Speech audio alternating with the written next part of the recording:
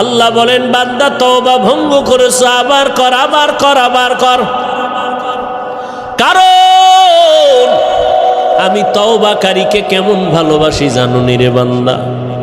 আমি আল্লাহ তওবা করনেওয়ালারে এত মোহাব্বত করি, গুনাহ করাটা এত মারাত্মক না, তওবা না করাটা যেমন মারাত্মক। আমি আল্লাহ পাক তওবার দরজা খুলে ডাকতে থাকি, ও বান্দা কি পরিমাণ গুনাহ করছো, আয় ক্ষমা চা, পাহাড় পরিমাণ এখনই মাফ করে দিব। কারণ এটা আমার স্পেশাল পাওয়ার। আমি আল্লাহ তোরে এতটাই মোহাব্বত করি, তওবা করবি। আমি আল্লাহর মোহাব্বত নিয়া জাহান্নামের ভয়, 2 ফোঁটা চোখের পানি ছেড়ে যদি তওবা করো, চোখের পানিটা গালের নিচে যাওয়ার আগে সব গুনাহগুলো মাফ করে দিব। قل يا عبادي الذين أسرفوا على أنفسهم لا تقنطوا من رحمة الله। আল্লাহ বলেন নবী জানায় দেন, যারা আমার বান্দা, এই জমিনে যত বান্দা কার? নাকি ওজায়ের নবীর? আল্লাহ বলেন তোমরা আমার প্রিয় বান্দা, তোমরা আর কারো বান্দা না, ওজায়েরেরও বান্দা না, ঈসা নবীরও বান্দা না, বরং তোমরা যাদেরকে খোদা খোদা বলিয়া সম্মান দেও, এদেরকেও আমি আল্লাহ সৃষ্টি করেছি। আমি আল্লাহরে কেউ সৃষ্টি করে নাই, আর আমি আল্লাহ কারো পেট থেকে সৃষ্টি। লাম ইয়ালিদ লাম ইউলাদ উলাইকাস, লাম ইয়ালিদ লাম ইউলাদ উলাইকাস, ওয়ালিদু মাউলুদেরা উ খালিকাস। আমার আল্লাহ এক, কুল হুয়াল্লাহু, আল্লাহর সাথে আর কোন অংশীদার, ওয়ালাম ইয়াকুল লাহু কুফুয়ান আহাদ, আমার আল্লাহর সমান কেউ নাই, জাতের দিক থেকেও নাই, গুণের বেলায় নাই।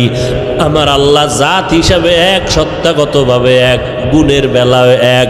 আমার আল্লাহর গুণের সাথে কারো কোনো অংশ নাই। আল্লাহ বলেন, ও নবী জানায়া দেন, তোমরা আমার বান্দা, প্রিয় বান্দা, শুধু বান্দা না, প্রিয় বান্দা। কারণ আমি আল্লাহর মেয়ে নাই, ছেলে নাই, স্ত্রী নাই, পরিবার নাই, আমি এক। আমি বড় আদর করে তোমাদের বানাইলাম। আমি আল্লাহ তোমাদের জন্য শান্তির ব্যবস্থা জমিনের মধ্যে করে দিলাম, সুন্দর খানার আয়োজন করলাম, চলাফেরার জন্য ব্যবস্থা করলাম। রাতের বেলা একটু আরাম করে ঘুমাইবা। আমি আল্লাহ তোমার মাথাটায় যেন শক্ত কিছু না লেগে কষ্ট হয়, আমি আল্লাহ নরম বালিশ বানানোর জন্য গাছের আগায় তুলা দিয়ে দিলাম।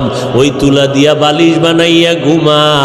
আবার আরাম পাইয়া এমন ঘুম দিস না যে ফজরের নামাজ কাজা হয়ে যাবে। সামান্য ঘুমাইয়া ফজরের নামাজটা আদায় কর। ঘুমাইয়া যেই সময় কাটাবি, ওই সময়টাও নেকের পাল্লায় ওজন দিয়া দিব।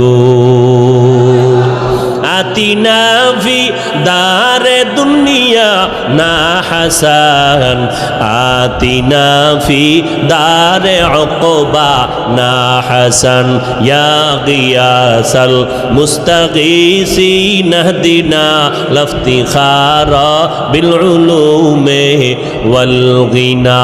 হর গরিদে নেকো তু তৈয়ার হ্যায়, জো না মঙ্গে उससे तू बेजार है।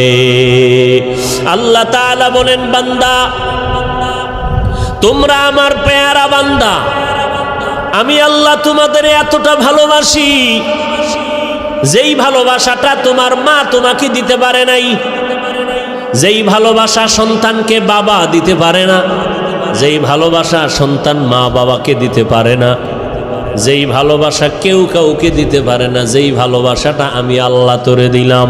যদি ভালো নাই বাসতাম, আমার দেওয়া সূর্যের আলো, চাঁদের আলো, পানি বাতাস ভোগ করতেছো, আমার দেওয়া নদীর মাছ, আমার দেওয়া গাছের ফল, জমিনের ফসল খাইয়া একবারও আলহামদুলিল্লাহ বললি না।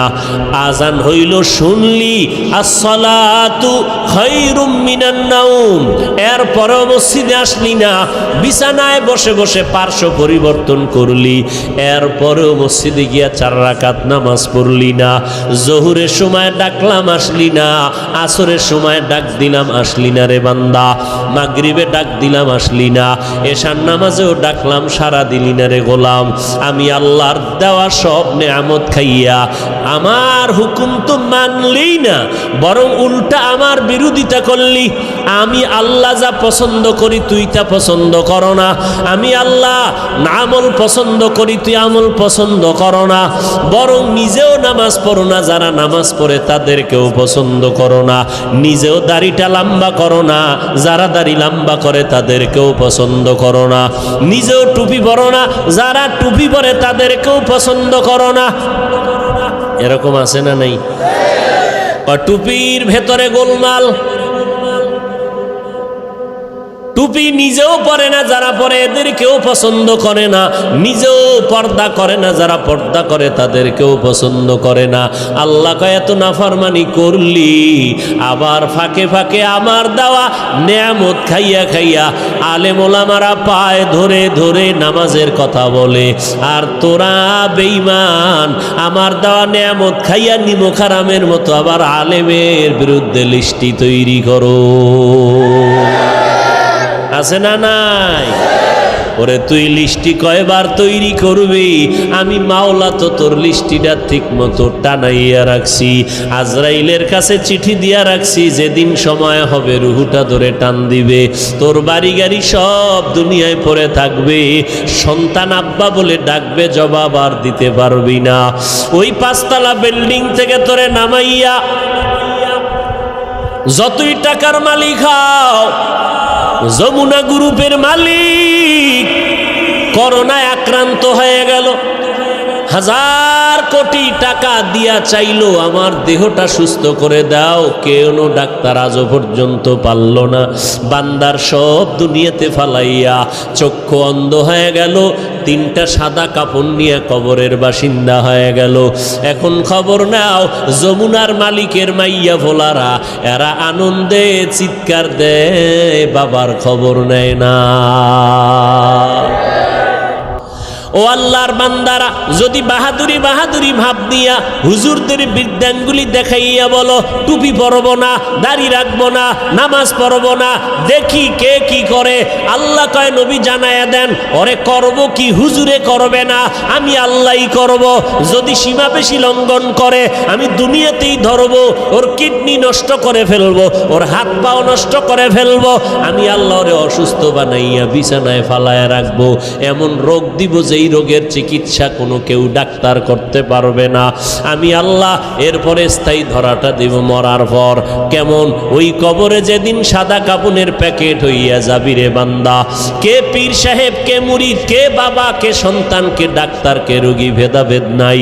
ওই কবরে যদি বান্দা যাওয়ার পর ডানে বামে উপরে নিচে সামনে পেছনে মাটি আর মাটি, অন্ধকার, পাড়াইয়া পাড়াইয়া মাটি দিল, মাথার মুষ্টি পায়ের মুষ্টি খোলা, 2 জন ফেরেশতা কবরে আসবে 3টা প্রশ্ন করার জন্য।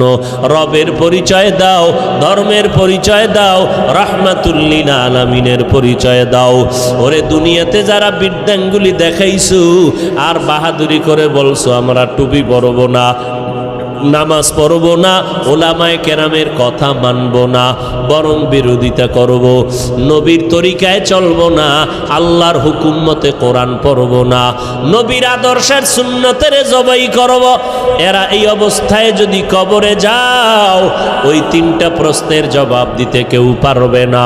নবী বলেন তাৎক্ষণিকভাবে আমার আল্লাহ রাগান্বিত হইয়া ফেরেশতাকে বলবে, ও কবরের ফেরেশতা, এই নাফরমানের আর সুযোগ দিও না, এখনই কবরে জাহান্নামের বিছানাটা বিছাইয়া দাও, জাহান্নামের সাথে একটা রাস্তা বানাইয়া দাও। কবরে জাহান্নামের আগুন একটা না, 2টা না, 70 থেকে 99টার সাপ কবর এসে ভরে যাবে। আমার আল্লাহ রাগান্বিত হইয়া কুদরতের আওয়াজ দিয়া বলবেন, ও কবরের মাটি, এই গুনাহগার নাফরমানের 2 পার্শ্ব থেকে জোরে জোরে চাপ দাও, এত জোরে কবরের মাটি দুই পার্শ্ব থেকে চাপ দিবে। নবী বলেন এক পার্শ্বের পাঁজরের হাড় আর এক পার্শ্বে পাঁজরের ভেতরে ঢুকে যাবে। ও আল্লাহর বান্দা, এইরকম আযাব একদিন আর দুদিন না, কিয়ামতের সিংহায় ফুৎকার দেওয়া পর্যন্ত কবরে হতে থাকবে। ওই কবরের আযাব এত ভয়ঙ্কর, এত মারাত্মক। জান্নাতি সাহাবী 10 জনের মধ্যে একজন হযরত ওসমান রাদিয়াল্লাহু তাআলা আনহু কবরের কিনারা দিয়ে গেলেই হাউ মাউ করে চিল্লাইয়া কান্না করতেন। জান্নাতি সাহাবী ওসমান কবরের কিনারা দিয়ে গেলে কান্দেন কেন? ওসমান বলে, মরণের পর কবর হলো প্রথম ঘাঁটি। যদি আমি ধরা খাইয়া যাই, আমার উপায় নাই। ওই ভয়ে আমি চোখের পানি ধরে রাখতে পারি না, কবরের আযাবের ভয়ে। আল্লাহর নবী বলেন কবরের আযাব এতটা ভয়ঙ্কর, সমস্ত মাখলুকতেরা দেখতে পায়, শুনতে পায়, আর মানুষ আর জিনেরা শুনবে না, দেখবে না। এই জন্য দেখা যায় কত গুনাহগারের কবরের পাশে গরুর গোয়াল ঘর, লাশটা দাফন করে সবাই চলে গেল, সকালবেলা ওইটা দেখে গরু একটাও গোয়াল ঘরে নাই। তবে তওবার জন্য আল্লাহর কাছে তৌফিক চাইতে হবে। ও আল্লাহর বান্দারা, আল্লাহর মোহাব্বত যাদের অন্তরে আছে, একবার অন্তর দিয়ে আমার আল্লাহকে মনে মনে ডেকে বলো, হে মালিক, আমার মতো গুনাহগার এই ময়দানে আর একজনও নাই। আমাকে মানুষ কত মাওলানা হুজুর বলিয়া সম্বোধন করে সম্মানের চেয়ারে বসাইল। কত মানুষ আইসা দোয়া চায়, পানি পরা নেয়, হুজুর আমার মা অসুস্থ, একটু পানিতে দম করে দেন, আমার মা যেন সুস্থ হইয়া যায়। ওরে কত মানুষ সম্মান আর ভক্তি শ্রদ্ধা করিয়া দোয়া নিল, অথচ আমি আমার আমল নামার দিকে তাকাইয়া দেখলাম আমার মতো গুনাহগার এই ময়দানে আর কেউ নাই। গুনার কারণে আমার হাত না পাক, আমার চোখ না পাক, আমার জিহ্বা না পাক, আমার অন্তর না পাক। ও আল্লাহর বান্দা, তওবার নিয়ত করো, আল্লাহর কাছে বলো, হে আল্লাহ, এই ময়দান থেকে তওবা ওয়ালা নসিব করিয়া ফিরাইয়া দেন। আর জীবনে নামাজ ছাড়বো না, বেপরদায় চলবো না, মা বাবারে কষ্ট দিব না, ওলামায়ে কেরামের বিরুদ্ধে যাব না, দেশ ও জাতির বিরুদ্ধে কোনো ষড়যন্ত্র করব না।